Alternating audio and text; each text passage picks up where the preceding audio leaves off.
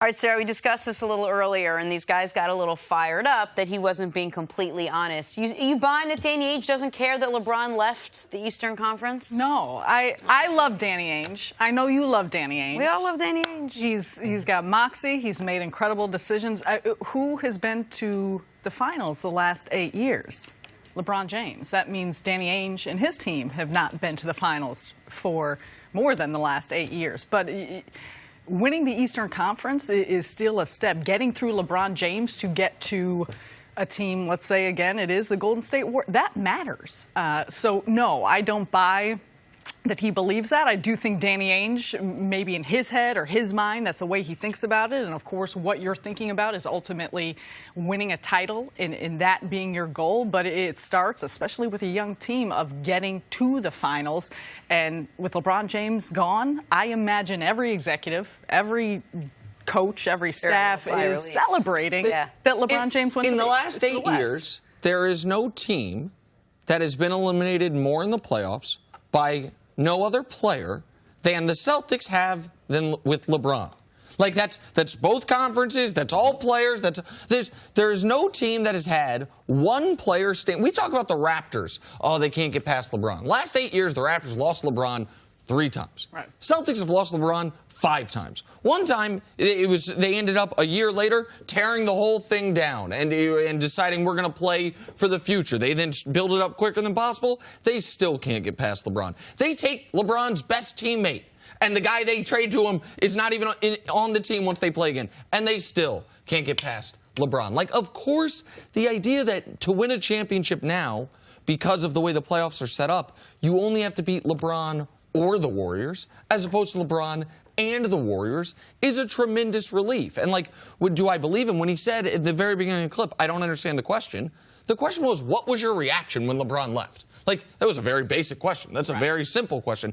I'm not sure why the answer. I would understand if it was asked that to Bob Myers. What was your reaction when LeBron went out west? I mean, what do you mean? Like, we're the defending champs, 2-time defending champs. Like, we're worried about us. Like, that's not the case for the teams in the East. It shouldn't be. And typically when people do business, they survey what type of business they're in and what do they need to do as far as their product to make their product successful. So not only has LeBron dominated the East, no team has a winning record in the East against LeBron.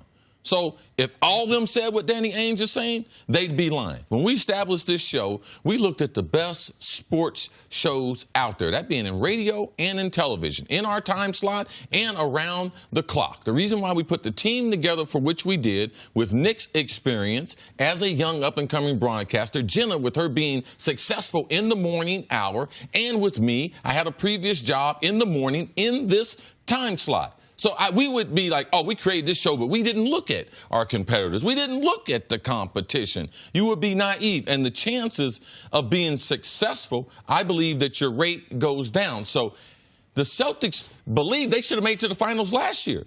They had Game 7 in their building. I know that they didn't have their 2 stars. Danny Ainge and that coaching staff thought that they were going to make it to the finals. But LeBron James, he had that Game 7 performance that only LeBron could have that prevented that. So I don't believe Danny Ainge. His goal should be winning the East, because getting the Celtics into the finals would be a tremendous, tremendous season. So, Sarah, let's piggyback off that. How close are the Celtics to being legitimate contenders? In the East or overall? Titles? Overall, I think to me, I think they are just about as close as any other team behind the Golden State Warriors. I think the Golden State Warriors are miles ahead of everyone else and the prohibitive favorites. But past them, I think for the Eastern Conference, for getting to the finals, you know, Philadelphia is going to be a tough team. Toronto comes back having had the best record.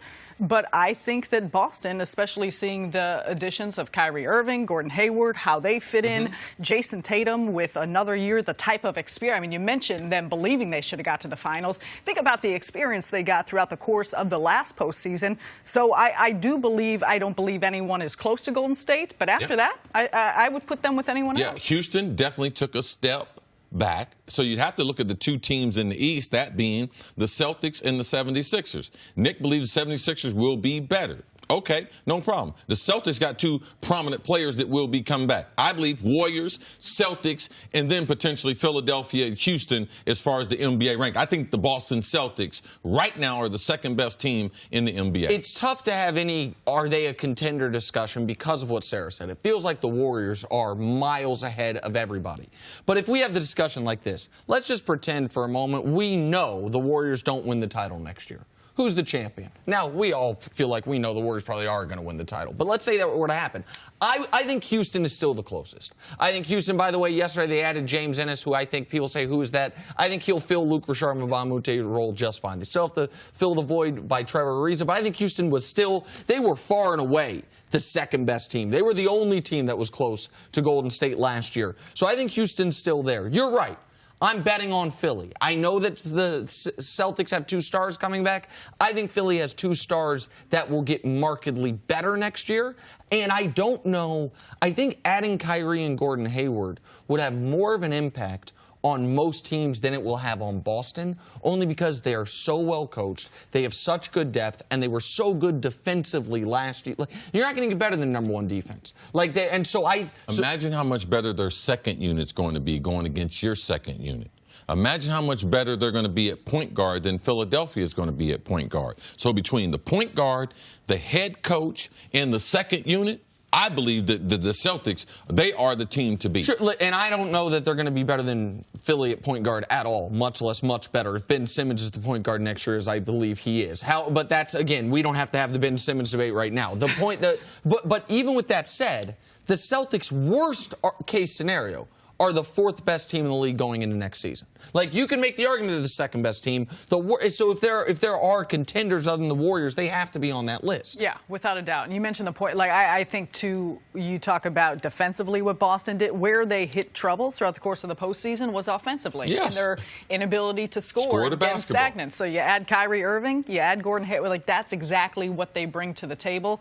And I do think there's going to be a bunch of hungry guys. I mean, considering you have to look at what they end up doing, and if Marcus Smart comes back, but Terry Rozier will be a free agent at the end of the season. They've got a lot of young, hungry guys that are going to be looking to continue to improve for a multitude of reasons. Thanks for watching. Subscribe here to get the latest from the show. Also, be sure to check out more of the best clips from First Things First, or go watch a few segments from our other shows on FS1.